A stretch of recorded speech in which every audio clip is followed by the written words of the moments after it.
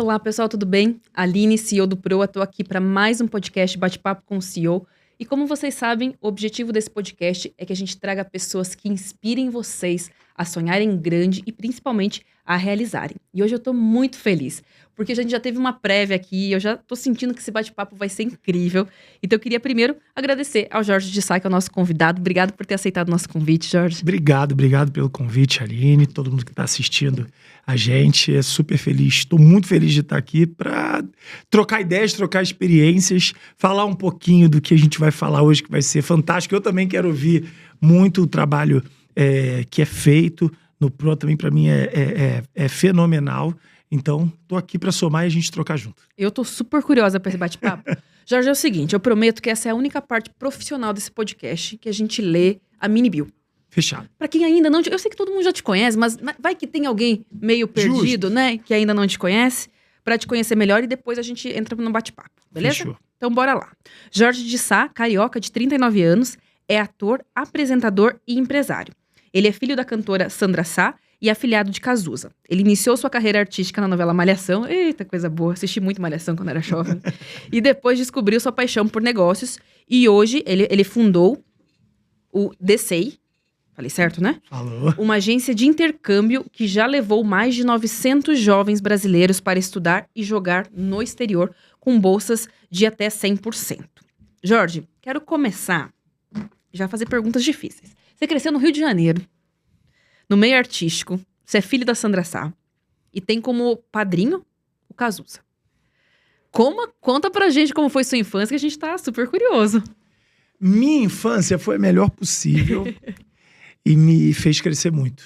Eu, na minha infância, tenho a honra de ter passado por tudo.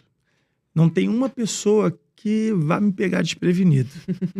Porque eu andei na favela, eu andei com bandido, eu andei com playboy, eu andei com o filho do CEO da maior multinacional, eu andei com o filho do mendigo, eu andei com todas as pessoas.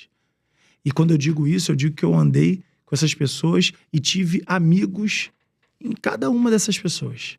Então, hoje, o que eu levo de bagagem, de ter andado em vários mundos diferentes, é poder lidar com várias pessoas diferentes. Isso é muito importante até quando se trata do trabalho como ator, que você está numa novela com vários atores, você tem que lidar com emoções diferentes.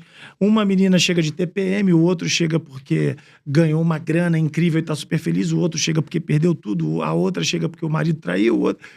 Então você tem que saber lidar com as pessoas em momentos diferentes, situações diferentes. Então, para mim, isso é fantástico. Na área do trabalho também, para liderar a equipe, para gerir a equipe, para montar a equipe. No esporte eu também joguei basquete. Então, para mim, o que eu tenho de virtude assim da infância é ter tido a oportunidade de percorrer mundos diferentes, variados e da sua melhor forma, tendo visto coisas muito ruins, coisas muito boas, mas levando sempre o melhor.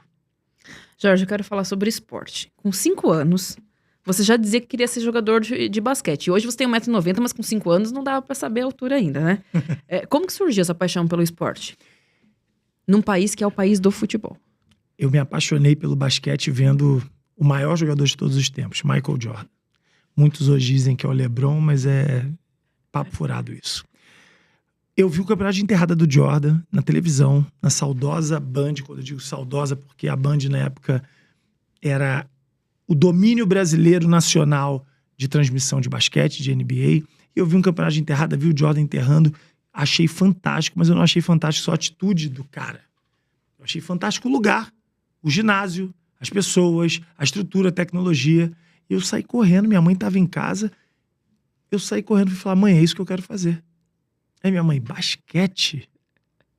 Eu, Aí ela, vambora.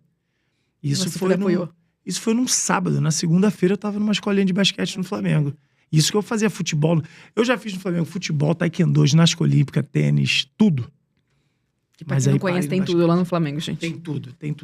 O Flamengo com futebol também é incrível, mas o clube a história olímpica do Flamengo, né, de esportes olímpicos, é muito boa. Então, a partir de 5 anos eu comecei a jogar no Flamengo. Foi aí que surgiu. Que incrível. Eu queria te perguntar um pouco dessa sua experiência, né? Você falou que viveu tudo. Coisas muito boas, coisas muito ruins. E você enfrentou algumas dificuldades financeiras também, apesar da sua realidade, da sua mãe e tudo mais.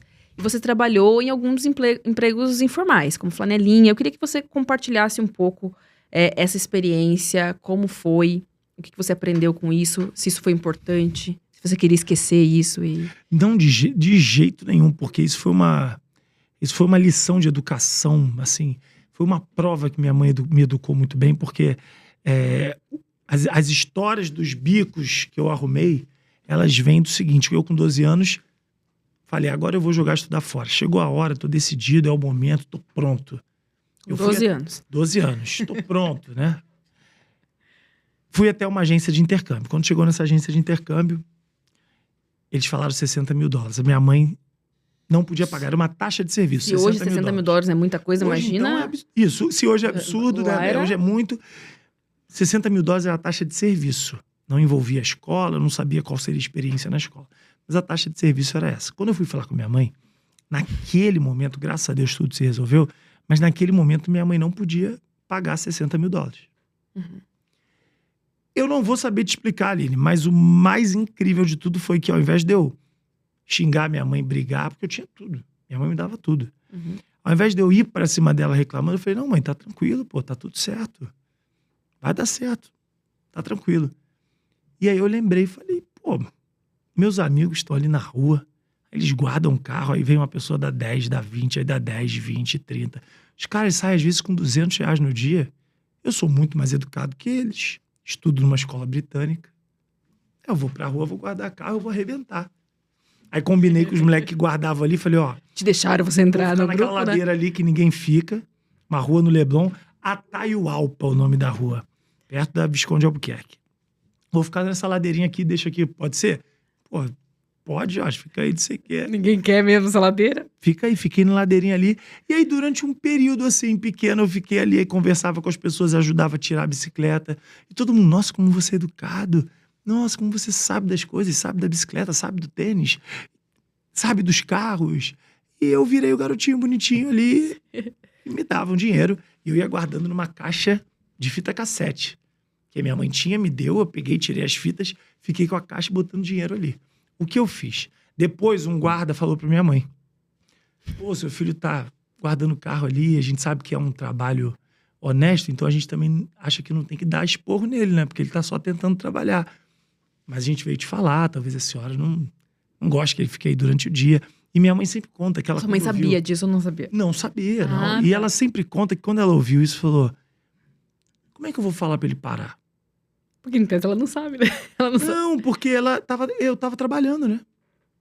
Então a cabeça dela era, o que eu vou fazer agora pra mostrar pra ele apenas que ele pode fazer outras coisas? Porque, na real, a ideia dela, né? Ela falou, na real, ele tá trabalhando. Na real, é dignidade total o que ele tá fazendo. Não tem problema nenhum com o que ele tá fazendo. Mas ele pode não ficar tão exposto ao sol. A vida dele permite que ele faça outras coisas. E ela veio conversar comigo com cuidado. Eu falei, tá bom, não tem problema não. Tudo certo. Mas aí eu lembrei que na escola as meninas adoravam revistas de lingerie. Não eram revistas pornográficas, nada disso. Mas eram revistas que, para meninas muito novinhas, geravam tinham atos sensuais, né? Uhum. Uma lingerie mostrando a venda, peças de lingerie vendendo. Então, eram mulheres usando a lingerie e tudo mais. E, por algum motivo, as mães não queriam que as meninas ficassem vendo. Hoje eu entendo. Talvez cedo demais para aprender sobre maquiagem, lingerie, sexualidade, sensualidade. Hoje em dia, com a internet, já era. Mãe não impede mais isso. Mas naquela época impedia. O que eu fazia? Eu ia na banca de jornal, comprava R$10 e vendia 50. Porque elas queriam ter, não tinha como. Oferta e demanda, né? Tá aqui, comecei a vender revista na escola. Aí, isso durou um tempo também, depois eu enjoei, porque minha mãe deixou eu trabalhar com ela como assistente de palco, assistente de hold. Uhum. Então, eu ajudava com os cabos, carregar as coisas e ficava ali na assistência. O cara afinava teclado, eu afinava guitarra, afinava violão, aí eu ajudava com o que precisava, abria, limpava os pedais do guitarrista, plugava. Comecei a trabalhar e ganhar uma grana. Conclusão da história, Aline. Passei 2 anos trabalhando, tive dinheiro para mandar mais de 300 fitas VHS para os Estados Unidos. Eu fui no Alta Vista, que muita gente não vai lembrar. Vocês não vão... Tem gente que aqui tá vendo não vai saber. Alta Vista era o Google da época. Isso é verdade. Nossa. Era o Google, quando você queria buscar. Era ruim. Mas era muito ruim, mas era o que a gente tinha de busca. É verdade. Alta Vista. E eu botei High Schools United States, escolas de ensino médio dos Estados Unidos. Só que hoje, né, vem o site, a localização. Antes vinha, tipo, páginas amarelas. Telefone e endereço. Telefone que ninguém atendia. Endereço. Eu comecei a pegar os endereços e mandar a fita. Fiz uma cartinha, replicava essa cartinha, mandava. 3 escolas me responderam, uma me deu uma proposta de bolsa de estudos. Então, aí eu fui estudar numa escola da Maria Americana com bolsa. Minha mãe não sabia. Minha mãe não falava inglês tão bem. Eu falsifiquei o e-mail da minha mãe, que ela usa até hoje. Ela falou, esse e-mail aqui deu sorte. Ela usa até hoje, tem já 28 anos. Ela usa o mesmo e-mail. Você precisava da autorização dela? Eu precisava conversar primeiro. Isso não era para esconder dela. Mas eu precisava, ao longo do processo, conversar com a escola. Trocar informações, documentos, mensagens. Então eu falsifiquei o e-mail dela. No final, eu falei, mãe, é o seguinte. Lembra que eu te falei que eu ia estudar fora? Então eu consegui uma proposta de bolsa. Tô indo pra Flórida. Tá tudo certo. Arrumei tudo. Só que agora o capitão da escola quer falar com você.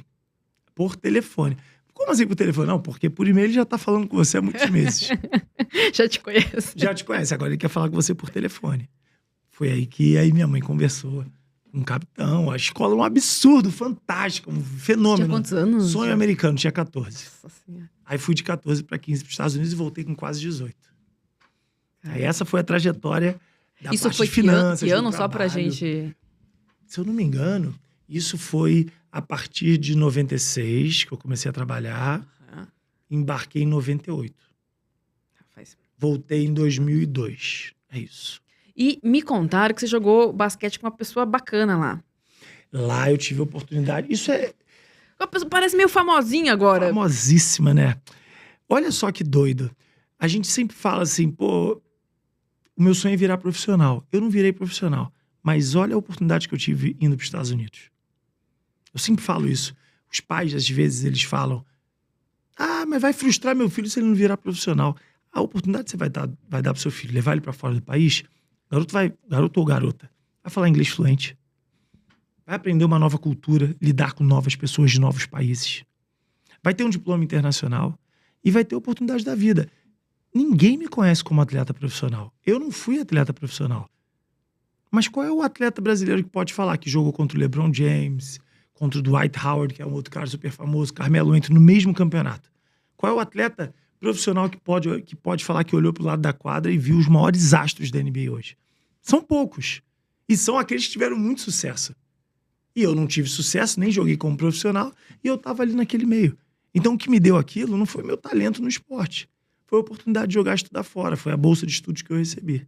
E você acha que a sua experiência no começo da sua vida, de ter vivido em muitos ambientes diferentes, te ajudou a ter coragem e iniciativa para fazer isso? Com certeza. Porque hoje em dia, um adolescente de 14 anos, falar vou estudar fora, conseguir uma bolsa de estudo sozinha. Hoje em dia já é muito difícil isso acontecer. Há 20 e poucos anos fazer isso é incrível. E eu acho que hoje é até mais difícil pela geração. A geração de hoje está muito fraca. Fala pra gente, por que você acha que tá fraca? Por que eu acho que está fraca? A geração de hoje, ela tem muitos recursos artificiais para tudo. O cara hoje não precisa se mexer para nada, pô. A criança hoje acorda, é o iPad que mexe só com a mão, é a vitamina que já é processada, congelada na geladeira, é o robô que tá limpando o quarto, que aí, né, se tem grana, se é uma família com condição, aí tem o robô que tá limpando o quarto, aí a internet que já grava os desenhos animados que gosta de... Não dá. Tá tudo muito artificial, as crianças hoje têm tudo. Na minha época eu tinha que se virar, pô. Na minha época eu arrumava confusão na favela lá fim de semana. Sumia da minha avó. Sumia, eu ia pra dentro dos cantos, a gente correndo, soltando pipa, ia correndo atrás de pipa. Quando via, tava na outra favela, corria a linha do trem. não tinha o Google, o passar dos dedos no iPad, não tinha. Então a gente tinha que se virar. Se arrumasse uma briga, uma confusão, era ali. Tinha que resolver, né? Se estapeava ali, levantava, ia todo mundo junto para casa. Agora não. Então, eu acho que a gente... Aí eu falo a gente como sociedade, essa é a minha opinião. Eu acho que a gente errou na mão com a quantidade de assistências e facilidades para os jovens. Eu acho que a gente errou na mão. Acho que hoje, principalmente o jovem que tem uma condição financeira mediana, estou falando do milionário não, mas principalmente o jovem que tem um mínimo acesso a artifícios como esses que eu acabei de falar, tudo é uma canseira. Ontem, eu tive uma reunião com um menino, aonde a família quer levar ele para fora, e eu faço reunião individual com esses meninos, converso com eles, com a família. E a ideia era convencer o menino. Aí eu falei, vambora, vamos que eu vou vir, vamos entender ele, tá tudo bem. Menino maneiro, família legal, só que é o seguinte... O menino não queria. Não, porque, poxa, não sei se eu tô pronto pra estar longe da minha mãe, eu tenho uma namorada. Eu falei, pô, mas você... Tudo bem, você tem direito de ficar em casa. Você não falou que queria... A coisa que você mais quer no mundo é jogar futebol? Aí ele, mas dependendo do que tem que fazer, não sei se eu quero. Aí é puxado. Então, aí desanima. Sobre a molecada hoje, eu acho que tá muito fraca. Gente, assim, de um modo geral, né? Os jovens do Pro, não. Todo mundo aqui é fazedor. Eu tô generalizando e pegando média pra cima. Na minha opinião, da média pra cima, tá fraca. Mas não só no Pro, mas eu mesmo recebo jovens que estão faca na caveira. Os caras estão assim...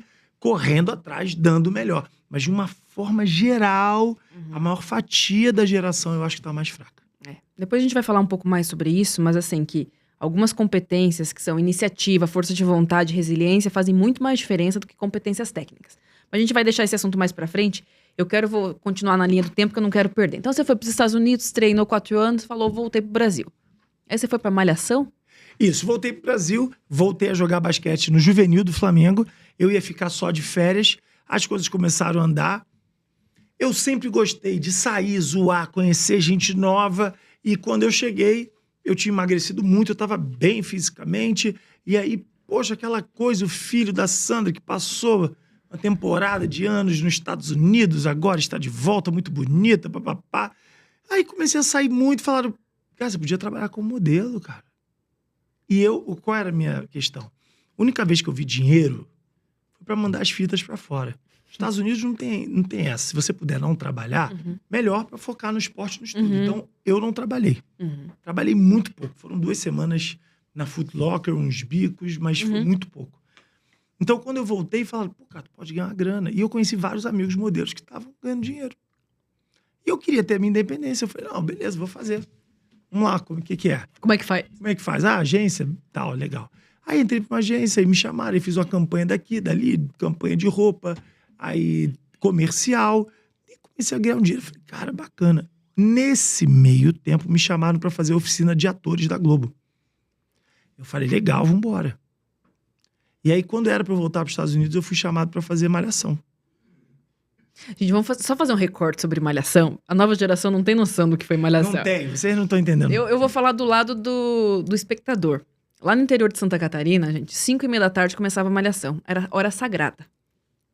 Antes da novela das 6, era assim, o desejo de todo mundo. Acho que o sonho de qualquer jovem era ser ator da Malhação.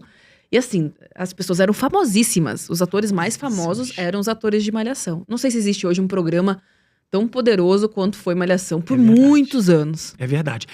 Isso foi em 2003 que eu fiz Malhação, de 2003 a 2004. Depois disso eu fiz 7 novelas, fiz 2 novelas das 8, fiz coisas de bastante destaque. Eu fui filho da protagonista de uma novela das 8 do Manuel Carlos, que estourou picos de Ibope na Globo. Nada se compara. Mas muita gente vira pra mim hoje, como se nada tivesse acontecido. Eu tô totalmente diferente. Só 20 anos depois. Eu tô totalmente diferente, totalmente. O pessoal olha pra mim e fala assim, fala, Jorge, tudo bem? Pô, cara, lembro de você de Malhação. Incrível. Eu falo... Malhação. E as pessoas lembram. Foi muito forte. Foi muito forte. Era incrível. Era A gente incrível. esperava ano a ano a nova temporada. Era Porque incrível. a temporada durava um ano, né, gente? Isso. Era incrível. Então eu fiz Malhação quando eu voltei. E aí acabou Malhação, eu fui logo chamado pra fazer uma novela das 7, chamada A Lua Me Disse. Novela do queridaço Miguel Falabella, pô, grande parceiro, irmãozão da minha mãe. Me deu oportunidade. Fui fazer a novela. Entre Malhação e A Lua Me Disse, foram 8 meses. Nesse tempo, eu tive a oportunidade de seguir no Flamengo, pra tentar uma vaga no Isso que eu ia te profissional. perguntar, como é que você conciliou? Você deixou o esporte de lado, foi fazer novela e... Ou faz tudo junto, misturado? Tudo junto, até bater de carro atrasado eu bati, foi confusão. Não recomendo pra ninguém. Foca no que você quer, não tenha plano B e faça o plano A. Porque eu tava ali segurando os dois. Você falou, se não der certo a novela aqui, que é uma eu tava carreira, atrasado, né? eu ficava atrasado em um e falava que tava no outro e começou essa confusão. E aí chegou no final, eu conversei com o diretor no Flamengo e conversei com o diretor na Globo. E os dois falaram a mesma coisa sem saber o que os dois queriam. Cara, a gente tem possibilidades legais aqui pra você, só que você tem que se decidir. Tem que dedicar. Tem que dedicar. E aí eu decidi trabalhar como ator. Eu gosto de trabalhar em alta performance. Eu gosto de ser muito bom. Eu não consigo ser médio. Pode ser uma brincadeira. Então, naquele momento eu entendi Você tinha mais chance, que né? pela quantidade de treinos, pela minha dedicação para o esporte, eu não ia ser esse cara que eu queria ser. E nas novelas e na Globo, eu totalmente poderia, tava na crista da onda. Aí eu falei, então é isso. E você fez quantas novelas? Aí você foi fazer Aí novela? eu saí de lá, fiz a Lua Me Disse. Aí passou um bom tempo, pelo menos um ano. Aí fiz Páginas da Vida, novela do Manuel Carlos. Aí passou um ano e meio, eu fiz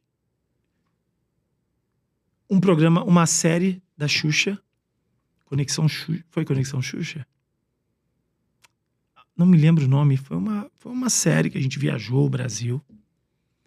Aí depois eu fiz Em Família.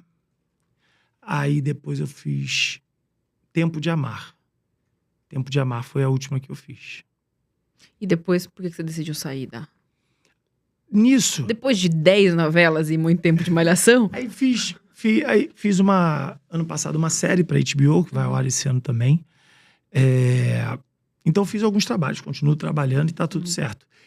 Nesse meio tempo, na Globo, surgiu a oportunidade da NBA assinar com o Sport TV.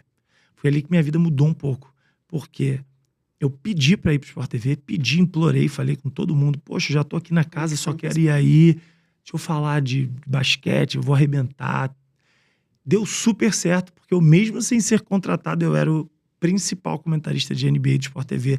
Eu era o cara que ia pras viagens, transmitir finais de conferência ao vivo, em loco.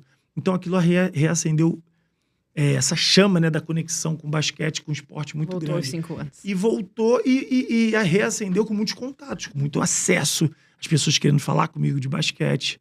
Então ali que me veio a faísca do, pô, não é só pagando agência de intercâmbio que dá pra ir pra fora. Não é só quem tem dinheiro, quem não tem. É pra todo mundo. Na verdade, você pegou a sua experiência, tudo que você tinha vivido, e foi juntando e criou a empresa. Isso aí. E eu adicionei os contatos. Claro. Então, o que eu adicionei? Jorge, qual é o seu diferencial das outras assessorias? Através do meu networking, através do meu nome, através do nome da minha mãe, eu tenho acessos que ninguém tem nos Estados Unidos. Isso vale ouro, gente. E isso vale ouro. Eu tenho a caneta. Ah, Jorge, mas como você explica? A gente tem pai que fala, como você explica? Tem coisa que é, gente. Tem Tem coisa coisa que é, eu tenho acesso, eu tenho contato, as pessoas querem contato comigo. Quando eu ligo, eu sou bem recebido, eu tenho oportunidades de valores melhores, então eu uso do que eu tenho. E assim a gente tem um diferencial muito grande dentro da empresa. O D6 já levou mais de 1.100 estudantes atletas para jogar fora. Muita coisa. Não necessariamente é um projeto social, é um projeto pago, é uma empresa, mas não custa 100 mil. Mas tem uma mudança de vida, né? Porque esse jovem que vai Grande. vai ser atleta profissional ou não vai mudar a vida, vai mudar a vida da família. Grande. Muda a vida completamente. Tá longe de ser sobre o esporte. É muito mais sobre transformação de vida, sobre garantia de oportunidade. É muito mais sobre assegurar a carreira daquele jovem.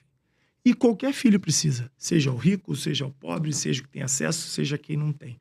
No Brasil, hoje, se você parar para pensar,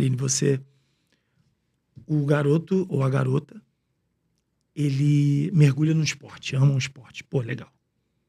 Em algum momento ele vai ter que parar de estudar. Não tem nenhum atleta de alta performance que está estudando, está indo para a sala de aula. Não tem como. Não tem. Nos Estados Unidos, não. Os campeonatos de alta performance são os campeonatos colegiais. Os campeonatos que tem 50 mil pagantes assistindo o jogo são os campeonatos colegiais. Então, consequentemente, isso faz com que o jovem estude e jogue. Uhum. E essa é minha bandeira, esse é meu grande incentivo. É fazer com que as famílias entendam que a gente não está falando sobre uma oportunidade para o garoto se tornar profissional. A gente está falando sobre uma mudança de vida completa. A gente tem casos de meninos hoje que eram assistentes de pedreiro, hoje tem casa, carro. Ah, viraram jogador? Não, não viraram. Mas tem tudo. Estão com a vida organizada. Jorge, posso te contar uma coisa? Deve. A gente está gravando o nosso 27º bate-papo com o CEO. Todos os CEOs que a gente entrevistou têm uma conexão com o esporte. Olha aí. Todos, sem exceção. Olha aí. O esporte é muito importante. O esporte é incrível. Ele conecta as pessoas, ele faz com que você saiba lidar com pessoas diferentes. Com a frustração, com a derrota, com a dor. O atleta que não sabe lidar com a derrota, ele Tá morto. tá morto. Ele já era. Porque ele pode ser o melhor do mundo, mas ele vai perder amanhã. Aí pode voltar a ganhar depois de amanhã. Então ele precisa lidar com isso.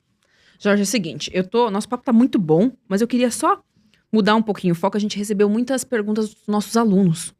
Então, a gente tem o nosso roteirinho, mas as perguntas dos alunos são sempre mais legais que as nossas. Então, eu vou fazer algumas aqui que a gente selecionou, que a gente recebeu do Instagram. Vou começar com o seguinte, com a Camille. A Camille tem 19 anos. Ela fala o seguinte: você é muito ativo nas redes sociais, inclusive eu te sigo e adoro o seu conteúdo. Como você lida com essa exposição e quais são os benefícios e os desafios de uma figura pública no mundo digital? Acho que todo mundo tem uma grande curiosidade para entender a vida de um artista, de uma pessoa pública, como é que é. Parece mágico.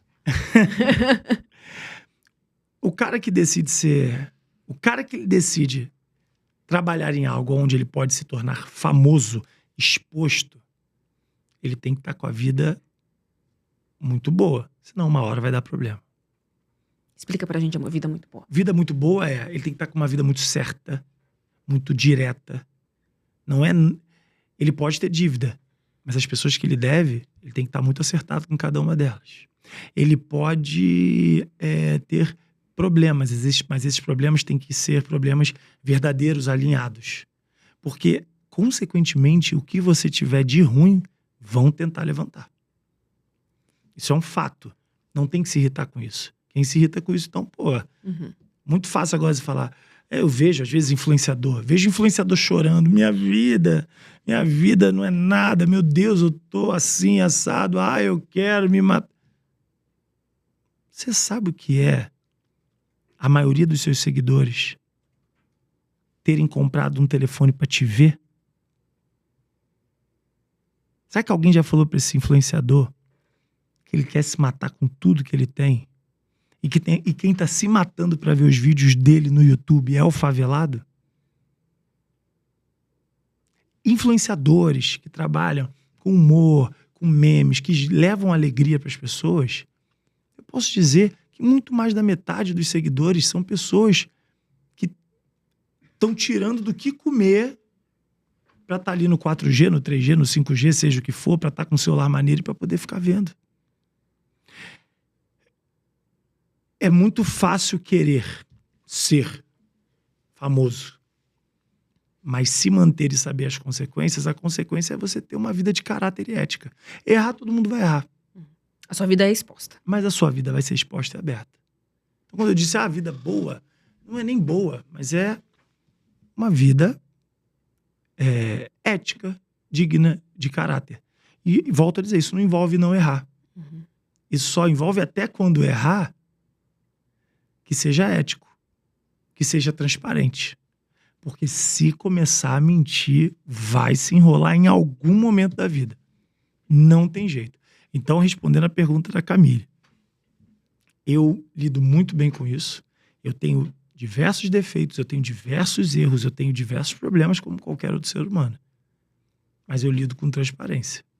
Porque eu sei que o meu trabalho, se eu estiver desempenhando o meu trabalho muito bem, isso quer dizer que eu estou muito famoso. É verdade. Esse é um termômetro. É Eu verdade. quero várias coisas. Mas essas coisas, se chegarem, a fama chega junto. Eu quero levar 10 mil jovens para fora do país. Cara, eu vou achar incrível se isso acontecer. Mas se eu levar 10 mil jovens para fora do país, isso quer dizer que eu tô tendo Você tem muita tô credibilidade. tendo um almoço com o ministro da Educação, seja ele quem for. Total. Isso traz fama. E quando a fama chega, alguém no mundo começa a te pesquisar para te ferrar. Não pode chamar atenção. E vai chamar, né? Porque... E vai chamar. E tecnicamente falando de marketing, se ninguém te odeia, Tem não alguma tá coisa errada. dando certo. Se nem, cara, todo mundo fala bem, o Jorge é um fofo, querido, maravilhoso. Mas pergunta de novo, não, o Jorge... E na internet? Tá errado. Deve ser pequeno. Isso é pequeno. Isso é pequeno. Por quê? Porque ainda não deu uma opinião de valor. Ainda não deu uma opinião firme. Uhum. Porque até quem gosta da pessoa, se ela der uma opinião firme e essa opinião ferir a pessoa lá dentro, algumas dessas vão ficar com raivas. Uhum. Umas vão entender e falar assim, caraca, doeu aqui, vou mudar. E outras, por imaturidade, vão querer agredir aquela pessoa que conseguiu tocar na ferida dela. Pode ser uma reflexão para mudar, né? Exatamente. Beleza. Jorge, a gente tem uma pergunta aqui do Thiago. O Thiago tem 20 anos. E aí, adorei essa pergunta. Seu projeto de levar jovens para estudar e praticar esportes no exterior é incrível. Se você pudesse dar um conselho para o Jorge de 14 anos, que estava prestes a embarcar para os Estados Unidos, o que você diria para ele sobre o futuro? Pô, top. O que eu Boa pra diria... caramba essa pergunta. O que eu diria pro Jorge de 14 anos de idade, prestes a embarcar? Eu diria o seguinte para ele.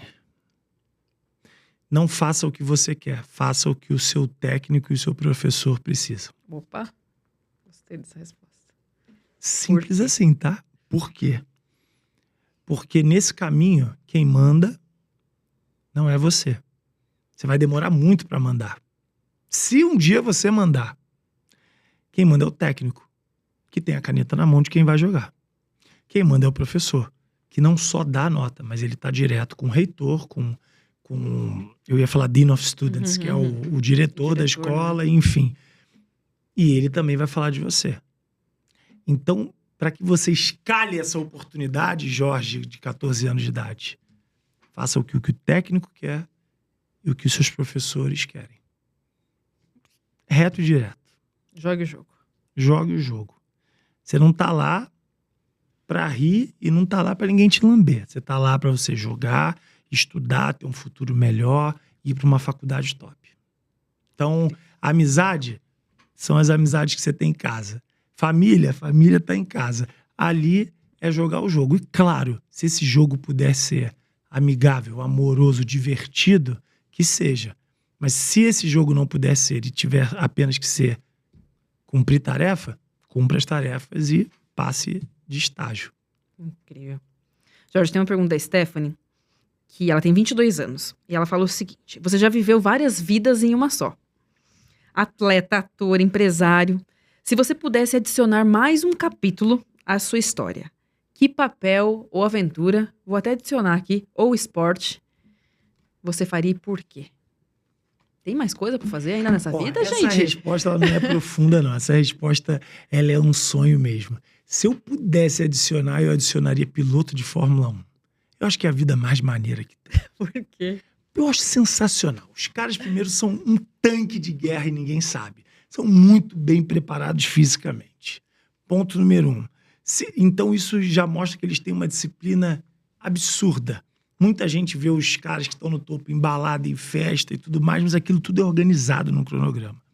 Ponto número 2. Eu acho maneiro viajar. E o que piloto de Fórmula 1 mais faz é viajar o mundo.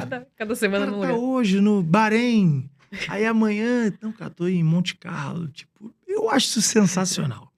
Eu falava para um parceiro que eu tenho, Marcelo Correge, ele é jornalista na Globo, repórter, E durante muitos anos, me arrisco a dizer que hoje ele ainda está como o correspondente da Fórmula 1 da Globo. Cara, eu vejo ele cada hora num lugar, eu falo, irmão, sua profissão só não é tão legal quanto a do piloto. É verdade. Então, viajar o mundo é outra, que eu acho sensacional. E eu amo carro. Então, o trabalho que eles têm de acordar 4h30 da manhã, fazer o treino físico, depois olhar o carro, parte mecânica, dar uma volta, ver o que tá bom, o que tá ruim.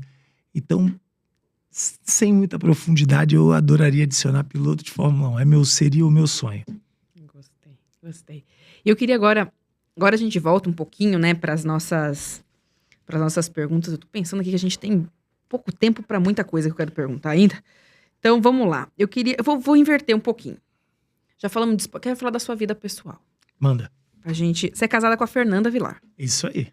Consultora de imagem. Eu quero te perguntar como é que se equilibra essa vida com a sua família, se isso é importante, como é que você pensou família, se você pensou família, não pensou família. Isso é simples. Família em primeiro lugar. Qualquer tempo livre é família. Então, eu sou casado, não tenho filho. Tempo livre, eu não tenho videogame. Peladas de basquete, eu dou uma organizada quando ela vai treinar. Mas, já que a opção é ter uma vida corrida para trazer o melhor para dentro de casa, qualquer tempo extra é dentro de casa. Tanto é que eu me tornei um cara muito caseiro. Tempo livre, agarradinho com a esposa, um filme, uma coisa, quer sair, quer jantar, faz o que você quiser, a gente faz. Então é assim que tem que fazer. Não é mais difícil você tentar ser multitarefas ali. Não é, né? Ninguém é, né? Ah, não, aí trabalha, aí quer falar com os amigos, aí quer... Não, esposa, cara. Tá ali, casou, não casou? Tá trabalhando, não tá trabalhando? Ô, quem manda? Quer fazer o quê? Vamos pra onde? Vamos embora, então vamos. Entendeu? Muito legal. Então eu acho que é isso. Acho que o foco tá no trabalho. Qualquer tempo livre, prioridade da esposa. Assim flui. Assim funciona bem. Assim Quantos tem tempos vocês já estão funcionado. juntos? A gente tá há 5 anos. Bastante. Assim tem funcionado. Mas é muito legal, né? Acho que também uma coisa que, principalmente os jovens, quando você olha os recortes de redes sociais, né? Você olha a vida e fala, cara, não cabe na minha vida. Parece que a pessoa tem 36 horas. E a vida, normalmente, ela é mais pacata do que parece, né? Com Porque certeza. a vida, ela é uma disciplina. Você acorda, faz exercício, pra quem gosta de fazer, trabalha um monte, fica não sobra, dorme, não sobra muito tempo. Então, acho que eu gostei do exemplo que você falou do piloto, né? Porque às vezes a gente olha e fala, e a pessoa fala, como é que pode? O cara é atleta de alta performance e tá na balada toda noite. Ele não tá na balada toda noite. Não tem como. Não, é Essa organizado. conta não fecha. Então, eu acho que é muito legal essa questão, até pra gente trazer um pouco pra realidade, porque às vezes a gente olha e fala, nossa, mas a nossa vida é tão chata, a minha vida é tão chatinha. Mas todo mundo é, né? Não é, acho que não muda muito de uma pessoa, né? Não cabe na vida de todo mundo. E também tem uma questão que eu sempre falo, que é a bolha. Você tá numa bolha, você tá vendo ali, quais são os seus interesses? Carros, futebol, empreendedorismo. Então, todas as pessoas que você segue as melhores. Você segue os caras e as mulheres em alta. Uhum. Então, essas pessoas, elas estão num jato pra lá e pra cá. Então, você começa a ver aquela vida, você esquece que aquelas pessoas estão naquele story de 15 segundos fazendo aquilo. Mas elas chegam em casa, pegam o café. Se tiver criança, tem que cuidar da criança. Tem que cuidar da é a mesma criança, coisa. exatamente. Só que, muito bem feito, pelos social medias, Parece incrível, a né? narrativa é maravilhosa. Mas todo mundo tem uma vida. Eu falo, sobre esse assunto, eu falava um negócio pra minha mãe, vou contar aqui pra vocês. Eu sou apaixonado pelo Michael Jackson. Um dia eu cheguei pra minha mãe, falando sobre essa coisa de vida normal, falei assim, mãe, Michael Jackson vai no banheiro? Mas igual a gente, ele senta na privada, assim. Caraca, mãe, mas o Michael Jackson, com aquela roupa, aquele salto, ele abaixa a calça assim, igual a gente faz. É exatamente isso, a gente cria Você cria uma história na sua uma cabeça. história tão incrível na sua cabeça, assim, caraca, a pessoa é a maior do mundo. Não, mas a vida é normal. A vida é normal. Na vida não, isso é importantíssimo. Queria que você contasse um pouquinho pra gente da sua empresa, né, do Departamento de Conexões Esportivas Internacionais, que eu DCEI, porque tem muita gente que tá assistindo a gente que deve gostar de esportes, que tem curiosidade de estudar fora, de viver essa experiência. Então, conta um pouco pra gente como é que você fundou. A gente já sabe um pouco, né, que vem da sua história, de tudo mais, do que você viveu. Mas conta um pouco como é que funciona, o que vocês oferecem, porque acho Claro. que tem muita gente que não tem a menor ideia que isso existe. E pode ser uma grande oportunidade. Claro. A gente ficou durante muito tempo, quando eu digo a sociedade, muito fechada na indústria do comercial de TV, antes de ter a internet da força que tem. Então, o que dominava a TV eram as agências de intercâmbio, muito grandes, muito bem estruturadas, com oportunidades de viagens, assim, maravilhosas, incríveis. E aquilo acabava deixando para segundo plano a oportunidade do jovem ir para fora estudar, seguir um plano de carreira lá. O que as pessoas viam era, você pode ir para fora, ficar 2, 3, 4, 6 meses, fazer cursos com uma agência de intercâmbio. Você pode ir para fora, trabalhar numa agência, numa estação de esqui, numa pizzaria, através de um work experience. Quando a internet veio, a capacidade de comunicação se expandiu. E eu de ter sofrido aquela dor lá atrás, de ter ido numa agência e tive que mandar fitas de VHS, quando eu voltei, eu falei, pô, peraí. Entendo o valor de cada empresa. Mas não é necessariamente pagando $60 mil que é a única forma de você ir para fora do país. Se eu conseguir, assim, assado. Pode ser uma oportunidade de negócio. Então, ali eu uni o útil ao agradável. A vontade de ajudar outras pessoas, que eu acho incrível cada depoimento que eu recebo de jovens que estão indo lá para fora, com um negócio. Que hoje é o DCEI. A gente já tem 8 anos como empresa e eu já há muito e muito tempo já fazia um trabalho como autônomo. Você me pedia pro seu filho, eu ia lá, porque você já tinha vivenciado isso num momento muito mais difícil. Exatamente, só que começou a crescer. Começaram as famílias a perguntar, quero ver o seu CNPJ. Eu não tenho nada disso, tem nem escritório, não tenho nada. Mas a coisa começou a crescer e a gente precisou se estruturar para dar credibilidade. Volto a dizer, por mais que não é sobre isso, escritório, empresa, mas como existem tributos, existem valores rodando, existem outras burocracias, então a gente se estruturou. DCEI hoje, ele basicamente conecta jovens estudantes atletas brasileiros, independente do nível financeiro, com escolas e universidades do exterior, através do benefício da scholarship, que são descontos. São bolsas, né? Bolsas. Então, aquele jovem que tem o sonho de estudar numa instituição que custa R$500 mil ano, mas fazendo um empréstimo com muito esforço, a família consegue juntar 100 mil ano com planejamento, com calma mais para frente, eu consigo de 500 por 100 mil. Aquele jovem que talvez tenha bem menos, ele não tem a necessidade de ser a escola de 500 mil porque ele nem conhece. Ele aceitaria escolas menores. Então, uma escola que custa 100 mil, a família com muito esforço junto consegue pagar 20 mil. A gente tem oportunidade para ele também.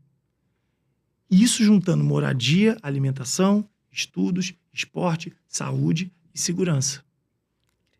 E hoje é o que a gente faz. Em qualquer esporte. Em qualquer esporte.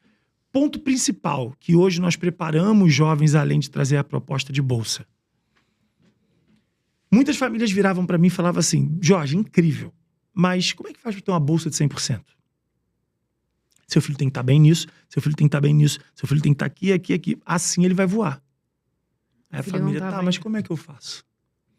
Então, conversando com alguns diretores nos Estados Unidos, a gente criou um departamento de preparação, que está dentro do programa. É a mesma coisa. Só que antes de trazer as propostas, de acordo com a vontade da família, a gente tem curso de inglês, curso de espanhol, treino físico, inteligência emocional, mentorias e debates com nutricionistas, médicos, endocrinologistas. Isso para ir preparando esse jovem para ir preparando. O resultado disso são jovens que estavam sem clube e chegaram ao topo do ranking da FIFA. A gente tem a história do Fernando Careca. Me procurou, ele estava meio desanimado com o esporte. A ideia dele não era ir para os Estados Unidos, não. Era um trabalho de preparação.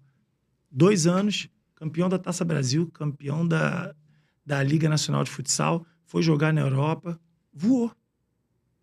E vários outros atletas de pequeno porte também, que nem tinham time. Nem saberiam que tinha isso. E foram jogar no Flamengo, foram jogar em Los Angeles, foram jogar na Europa, basquete, futebol, vôlei, vários esportes.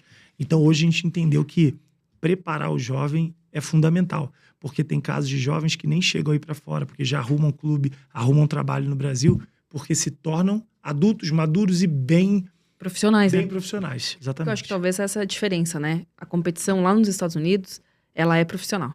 Então ele vai competir com jovens do mundo todo que estão tentando essas bolsas também, né? Isso aí, isso aí. Então, para ele renovar o próximo ano, ele tem que estar bem, tem que se manter bem. E tem umas regras também de notas, né? Pra você continuar, performar bem, notas pra ter os próximos anos também, né? Não é que tipo, você vai lá e fica os 4 anos e volta pra casa. Não, todo final de ano tem uma reunião entre família, estudante, atleta e a escola, ou college, seja o que for, para conversar e para entender qual foi o resultado, se foi bom para os dois lados, se continua ali, se vai para outra instituição, se volta para o Brasil porque só fez cagada. É assim, é vida Tem que levar real. a sério. Tem que levar a sério, mas a oportunidade está aí, a oportunidade ela existe. Muito legal. Jorge, queria aproveitar e voltar na história um pouquinho de futuro. Você comentou aqui nos bastidores que você tem vontade de voltar a atuar. Já entendi que você faz tudo ao mesmo tempo. E as coisas estão sempre conectadas, mas tudo ao mesmo tempo. Por que essa vontade de atuar depois de alguns anos? 5 anos. Aí fiz uma série pra HBO ano passado, mas fiquei um bom tempo sem atuar. Mas que tem muito a ver com o esporte, né? A série tem. Eu tenho vontade de voltar a atuar porque é algo que eu amo. Eu não larguei o basquete à toa. Porque naquela hora de escolher lá, você escolheu atuar. Eu gosto de representar. Eu gosto de trazer um personagem novo. Eu gosto de construir um ser humano que não existe e dar vida pra ele. Eu gosto dessa história, de ler uma história e entender um personagem e falar, ó, quem vai dar vida a isso aí é você. E colocar uns trejeitos, coisas que eu não faço, desafio, sabe? Coisas que eu não faço no meu cotidiano. Uma pessoa que você não era. Que eu não falo no meu cotidiano. O corpo diferente. Eu acho legal esse desafio. Eu gosto muito. Muito incrível. E conta pra gente um pouquinho, já falou dos seus próximos passos, que você quer voltar a atuar, mas no empreendedorismo, na sua vida pessoal, o que você está pensando aí pro futuro? No empreendedorismo, a gente conseguiu agora mais instituições com valores menores e oportunidades melhores. Então, a gente entende que as oportunidades lá fora vão crescer muito, as propostas vão melhorar muito e a gente precisa estar pronto para isso. Então, é uma fase onde na empresa a gente tá ansioso, que a gente sabe que a partir de agora a gente vai crescer mesmo. Pelos acessos que a gente está chegando e a gente foi construindo. Muitas escolas davam algumas vagas para entender se os alunos que iam vir daqui valeriam a pena ou não. Vão testando, né? Exatamente. E agora se é sério, se é... Exatamente. Agora estão se alargando. As oportunidades estão se alargando. Então a gente está se preparando para estar pronto nisso. Eu tenho uma ideia que é um sonho, mas está indo para o papel mesmo, está mais sério através de ajudas e patrocínios, de montar um centro de treinamento presencial no Rio. Então, com quadras, com palestras, com cursos. A gente está também nesse foco. Então, essas são hoje, fora a realização de atuar, essas são os dois projetos profissionais que estão ligados a um só, né? Mas esses são os 2 projetos que eu tô com a cabeça ali. Boa, vai dar certo. A gente vai ficar na torcida. Jorge, é o seguinte, agora a gente vai entrar... Já que a gente tá falando de esporte, a gente vai entrar numa etapa que chama bate-bola. Bora. Funciona da seguinte maneira. Eu faço perguntas diretivas, você tem que me responder de forma diretiva. É o que vem, Fechou. é o que vem no coração. Tá Bate bom. no coração primeiro. Bora? Fechou, vambora. Uma novela que marcou sua carreira. Páginas da Vida. Seu jogador de basquete favorito. Kobe Bryant. Um ídolo na música. Michael Jackson. Atuar ou empreender? Atuar. Uma cidade que você ama? Miami. Um network de sucesso. Uma pessoa ou como fazer? Uma pessoa. Que você fez e falou. Paulo Vieira. Sonho ainda não realizado.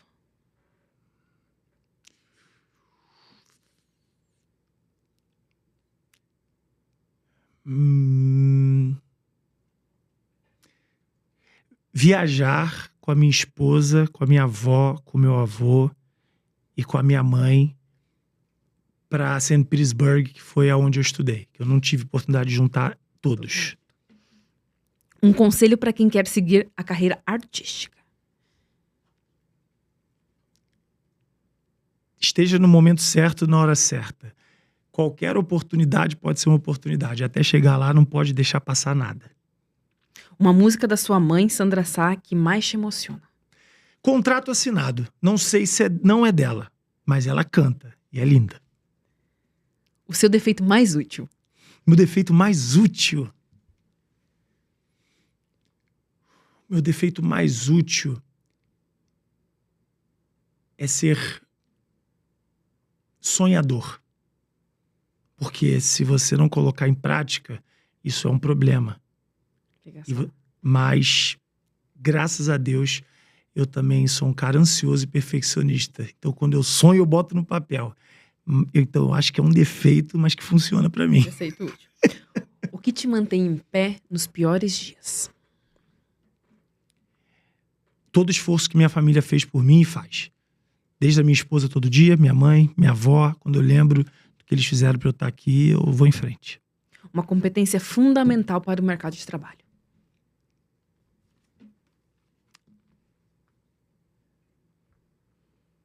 Julgar a intenção e não a ação. Muito bom. Incrível. Jorge, eu queria te pedir agora pra gente fechar, pra você dar umas palavrinhas finais para todo mundo que nos assiste. Claro que a nossa audiência majoritariamente é de jovens, mas qualquer pessoa pode nos ver. Que dica que você dá pra vida, pra todo mundo, pra gente ficar firme e forte? Dica pra vida, a gente já falou sobre isso aqui, Aline, o que eu vou falar agora. Mas é porque hoje a gente deu ênfase nisso e chamou muita atenção. Não é sobre fazer o que você quer. É sobre fazer o que tem que ser feito para você chegar onde você quer chegar.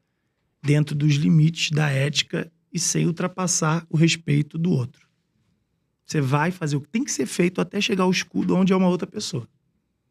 Não é o que você quer, não é o que seus amigos querem, é o que tem que ser, de acordo com as autoridades dentro de onde você quer chegar.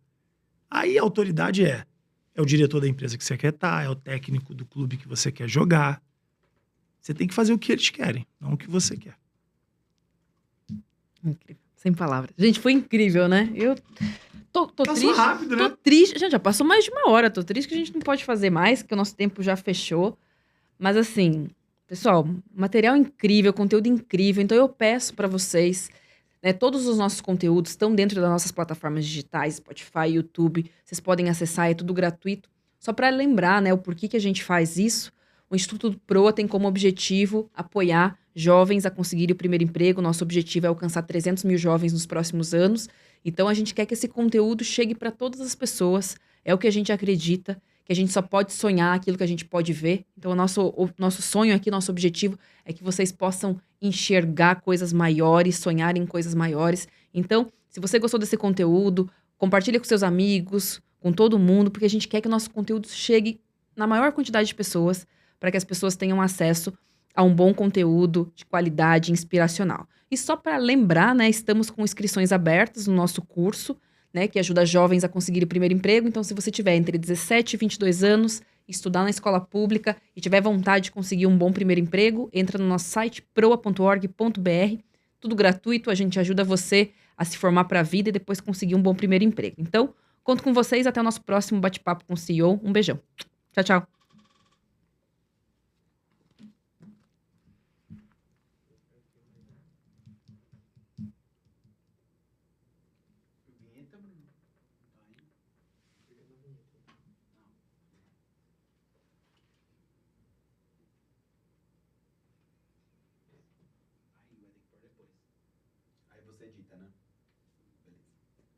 É só o final. Fechou? Né?